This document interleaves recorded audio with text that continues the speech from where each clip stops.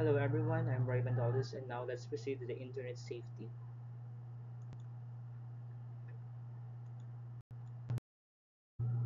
Okay, to start off, let's define what is internet safety. When we talk about internet safety, online safety, or cyber safety, it means that we need to try to be safe on the internet. It is maximizing the user's personal safety and security risks to private information and property associated with using the internet, including self-protection from computer crime. As the number of the internet users continues to grow worldwide, issues and concerns also continuously exist. So, when we talk about internet safety, basically, it is the practice of being careful and taking precautions when using the internet to protect oneself and one's information. So, meaning to say, it is about ensuring the personal safety, private data, and online property that are not compromised. So the key aspects of internet safety. So we have the personal safety. It is about protecting oneself from dangers like cyberstalking, harassment, or exploitation while online. Also the security risk. It ensures that personal information, let's say for example, the addresses, the passwords, or financial data, does not get stolen or misused by cyber criminals. Another example is the private information, the computer crime, and why does internet safety matter? So, when internet safety is important, why? Because as more people around the world use the internet for work, education, shopping, entertainment, and socializing, the risk also increase.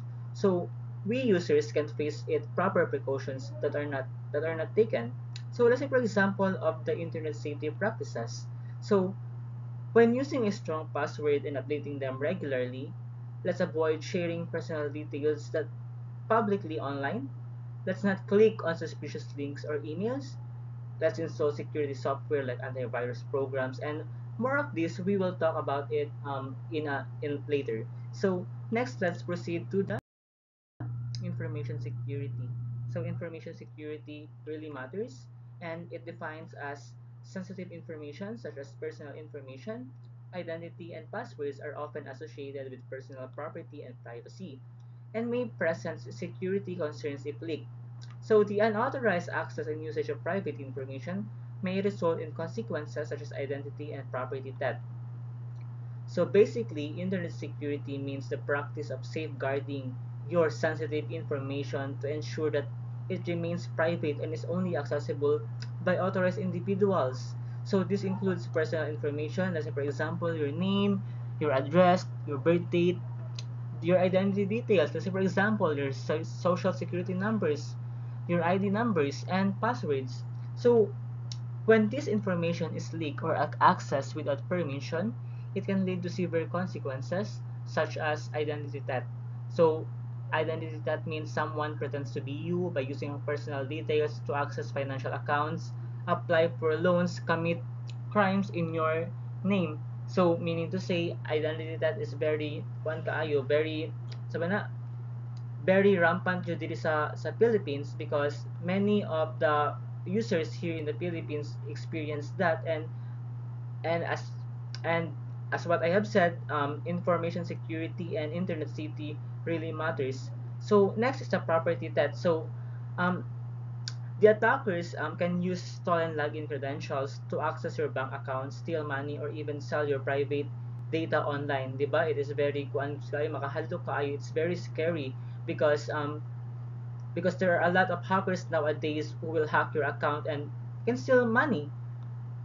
So let's say for example, if your personal information has been leaked, so many of us nowadays that we tend to utilize public Wi-Fi connection without encryption to log into an online store. So that can be possible, no? So if you will connect to a Wi-Fi connection without encryption, so there is a possibility that a hacker can intercept the data. They can steal your username, your password, and credit card details. So the hacker then makes unauthorized purchases using card. So it's very scary if your private information is being leaked. Next let's proceed to the common causes of information security breaches. This may include phishing. So when we talk about phishing, it is a deceptive technique used by cyber criminals to steal sensitive information by pretending to be a legitimate or trustworthy entity. So this is a common type of scam in which scammers disguise as a trustworthy source in an attempt to obtain private information such as password, credit card information, etc. through the use of fake websites that look identical and legitimate. So this is typically done through fake websites, emails, text messages, or phone calls that appear authentic to the victim. So the key characteristics of phishing, this can include trust exploitation. So phishers imitate reputable organizations such as banks, social media platforms, or e-commerce sites to lure their victims. So another is the urgency. They can create a sense of urgency to pressure victims into acting quickly, like clicking a link or providing details without verifying the source. So let's say for example, no, the concrete examples for the phishing. Let's say for example the fake bank email. So if you receive an email claiming to be from your bank saying your account has been compromised, click here to reset your password. So the link leads to a fake website that looks like your bank's login page. So when you enter your credentials, they are sent to the attacker. So phishing nowadays is also common. So you really need to be careful what you click online. So always think before you click, as Pia Wurzbach said. So another common causes of information security breaches, this may include the internet scams. So when we talk about internet scams, these are schemes, so mga schema, no, that deceive the users in various ways in an attempt to take advantage of them. So this is carried out online to deceive users and exploit them for financial gain, their personal information, or other valuable assets. So these scams often rely on tricking victims into trusting the scammer or acting impulsively. So they come in many forms and can target individuals or businesses. So the common types of internet scams and examples are online shopping scams. So what happens? So let's say for example in the Shopee, in the TikTok, or in the Lazada. So a scammer creates a fake e-commerce website or profile that looks legitimate, offering products at usually low prices to attack buyers. So if you purchase a discounted phone from an online store, then you pay for it. Pero the item never arrives. So attempts to contact the seller fail, and if you attempted to call the seller, then she or he is not unreachable and the website disappears. Therefore you have been scammed by the internet. That's what we call as internet scams. I know that many of us here has also been the victim of this internet scam. So still, it's very scary. Another causes is the malware. It is a short for malicious software. So it is particularly spyware. So it disguises to collect and transmit private information such as passwords without the user's consent or knowledge, of which it is impossible to determine whether a file is infected. So it is a type of software intentionally designed to harm, exploit, or otherwise compromise a user's computer network or data. So this malware operates without the user's knowledge or consent and can perform actions like stealing private information, disrupting system operations, or gaining unauthorized access to devices. So spyware, a specific type of malware, focuses on secretly collecting and transmitting personal information such as your passwords, your credit card details, and browsing habits, often without the users realizing their device have been infected. So another is the personal no let's talk about the personal safety and threats. So the growth of internet gave rise to many important services accessible to anyone with a connection, such as digital communication. While it allows communication with others, it's also being grabbed by malicious users for bad intent. So personal safety and threats. The internet now has revolutionized communication. So it offers services like email, social media, video calls, and instant messaging.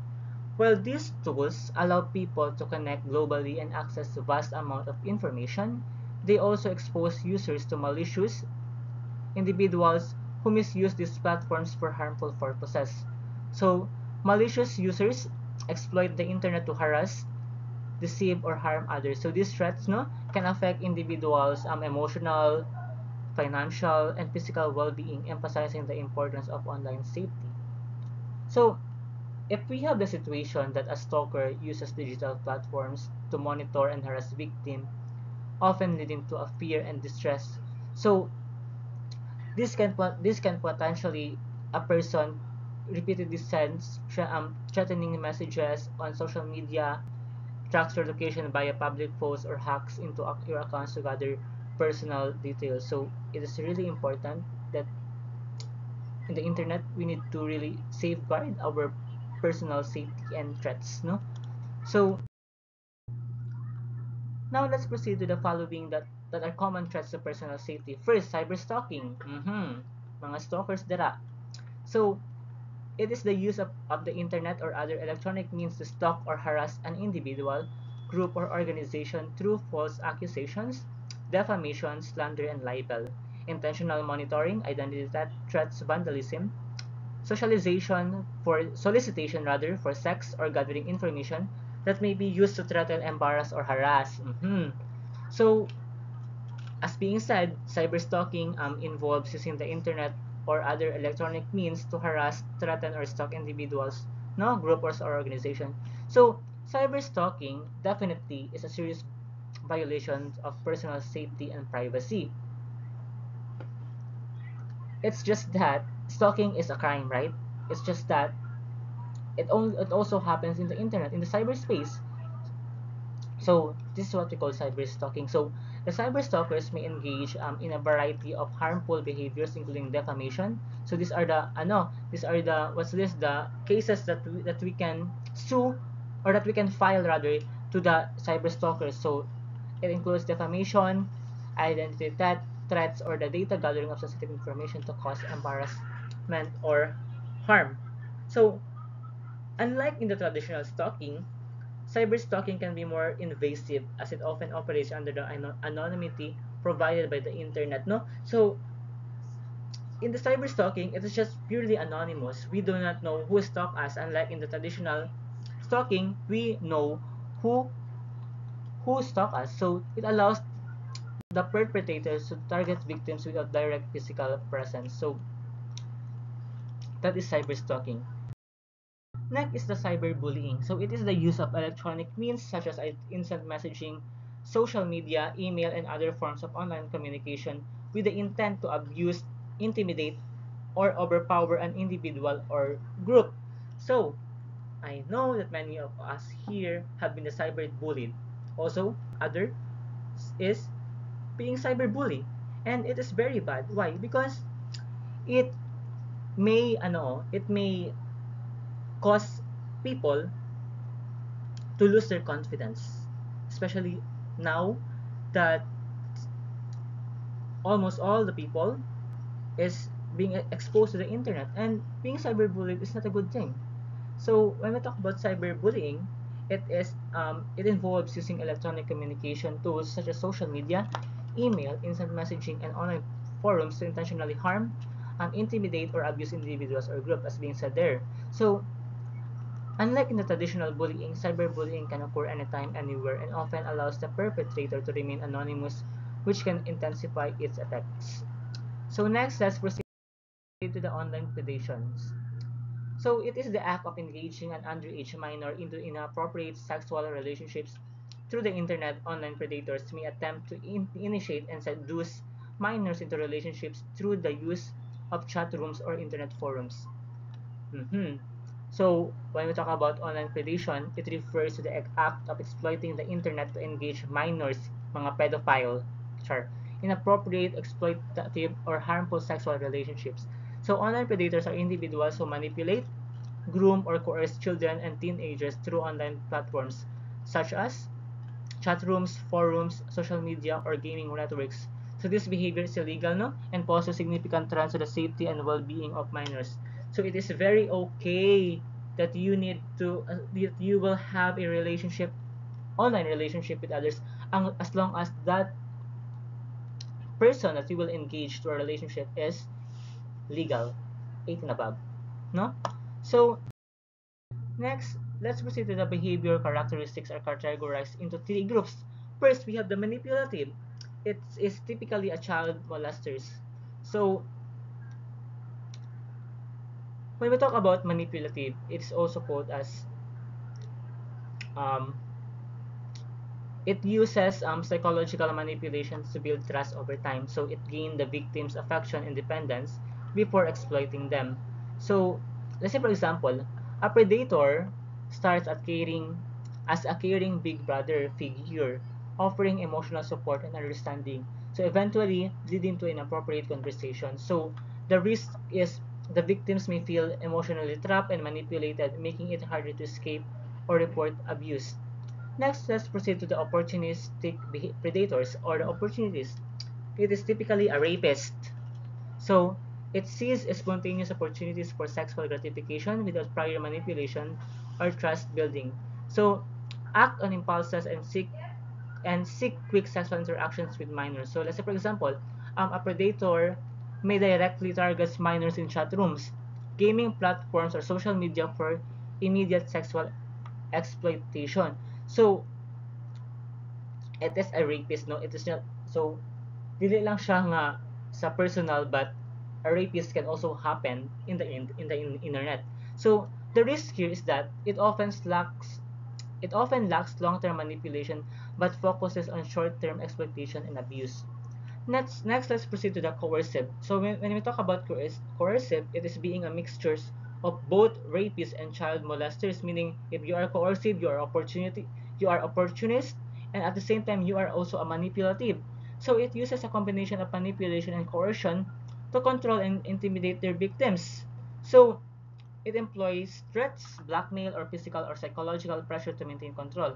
Let's say, for example, a predator named Johnny Rose starts with manipulation, but once trust is gained, she coerces the victim into performing sexual acts under threat of exposure or harm. So I want to emphasize that the girls are not the only one who are the victim of this manipulative opportunities or coercive predators, but boys can also be the victim of this. So the high risk of this coercive is that for severe abuse, no, it includes emotional and physical harms. They combine tactics from both manipulative and opportunistic behavior. Now let's proceed to the sextortion. Okay, when we talk about sextortion, it is the use of webcams for flirting and cybersex. So, meaning to say, kana mga video call dira, video sex online, it is a sextortion. So, this involves a cybercriminal posing as someone else, such as an interactive person, initiating communication of a sexual nature with the victim. So, dili ka kabalo no nga kana ang imong gina video call is dili siya mao. It's just that sabi na she or he is just utilizing other faces. So, the video is recorded by the cybercriminal to demand money or other services, threaten to publicly release the video and send to family members and friends of the victim if they do not comply. So let's say for example, you have been the victim of this sextortion. So you are being blackmailed, no? Kasi if let's say for example, no, if you cannot pay or if you cannot provide what the cyber criminal needs, so he or she can blackmail you by sending the video that she or he recorded to your family members and to the friends and to your friends if you do not comply what this cyber criminal wants for you to do. So next, let's proceed to the computer threats and fixing solutions. So the realm of information technology or IT, security professionals and computer security has become an issue and concern for many people. This is according to Honan of the year 2014. So a threat in the context of computer security refers to anything that has the potential to cause serious harm to a computer system. So it is something that may or may not happen, but has the potential to cause serious damage and can lead to attacks on computer systems and networks. So in the field of information technology or IT, security threats refer to a potential harm or risk that could compromise the security, functionality, or integrity of computer systems and networks. So these threats, it can be intentional or intentional, and pose security risks to data privacy and the overall stability of IT infrastructures. So there are types of computer threats. So for example, as what I have said earlier, the malware or the malicious software, such as viruses, worms, ransomware, spyware, and designed to damage, disrupt, or steal data from computers. So let's say, for example, a computer virus infects your system, encrypting files and demanding a ransom for their recovery. So cybercrime is now becoming alarming in the life of every individual and organization, as they intend to steal information and they can sell or trade, such as financial details, credit card information, personal details, or any other information using computer. So we really need to be to be safe online, because if we are not being safe, online is not safe at all. But as much as possible, we should not post our personal information, such as our address, our credit card information, because at the end of the day, kita ang kawawa. So likewise, while email has been the main method for the spread of computer viruses, it can also enter a network by the USB device, internet download, visiting an infected website, instant messaging or messaging in social media platforms, file transfer and file sharing programs, or by remote users connecting directly to the corporate network with an infected PC. So once a computer virus gets into a network, it can spread from computer to computer in multiple ways. So given the numerous ways a computer virus can spread, the following are ways on how to ensure that computer networks can be protected. First, we need to install an antivirus software. So the antivirus software, it ensures that the repeatable antivirus software is installed on all computers, including all servers rather, PCs and laptops. So installing this reputable antivirus software is one of the most effective measures to protect computer networks from malware, viruses, and other cyber threats. So the antivirus software provides real-time protection by detecting, blocking, and removing malicious files and behaviors that may compromise the integrity of systems. So why do we need to install antivirus software? Basically, to prevent infections. So antivirus software scans files, programs, and websites for signs of malware, preventing virus from infecting system. Next is real-time protection. It continuous monitoring ensures that any malicious softwares are detected immediately, reducing the risk of systems compromise. Next, let's proceed to the ensures that the antivirus software is up to date. So new computer viruses are being released daily, and so it is essential that computers are protected by keeping the antivirus software up to date. So it is a critical component, no, of a network security, as new viruses, malware, or any other cyber threats are constantly being developed. Outdated antiviruses software may fail to detect or protect against this evolving risk. So we really need to install antivirus software that is updated. So regular updates ensure that antivirus programs remains effective in identifying and eliminating both known and emerging threats. It is also important that we need to employ a firewall to protect networks. So as computer viruses can spread by means other than email, it is important that unwanted traffic is blocked from entering the network by using firewall.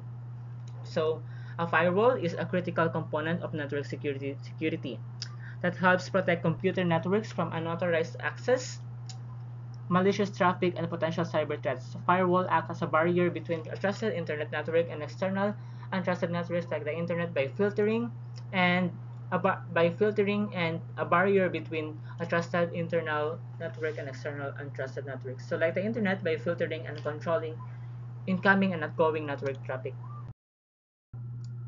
It is also a must that we need to filter all email traffic. So the example of emails with certain file attachment commonly used by computer viruses to spread themselves such as .exe, .com, and .scr files. So this should be prevented from entering the network. Next, it is also a need to educate all users to be careful of suspicious emails. So let's ensure that all users know to never open an attachment or to click on a link in an email they are not expecting. So it is really a critical aspect of maintaining network security. So many cyber attacks such as phishing rely on tricking individuals into interacting with malicious emails containing harmful links or attachment. So daghan karon nga for example, let's say for example, naigasan nga link. So click nimo ang link directly na sa imong GCash. So wala na tanan imong GCash. So you really need to be careful of the suspicious emails, Jud. It is also a must that we need to scan internet downloads, so it ensures that all files downloaded from the internet are scanned against computer viruses from one central point on the network. Also, do not run programs of unknown origin. It is important to use a trusted source for software requirements to be installed and ensure it can be accounted for. It is also important to implement a vulnerability management system.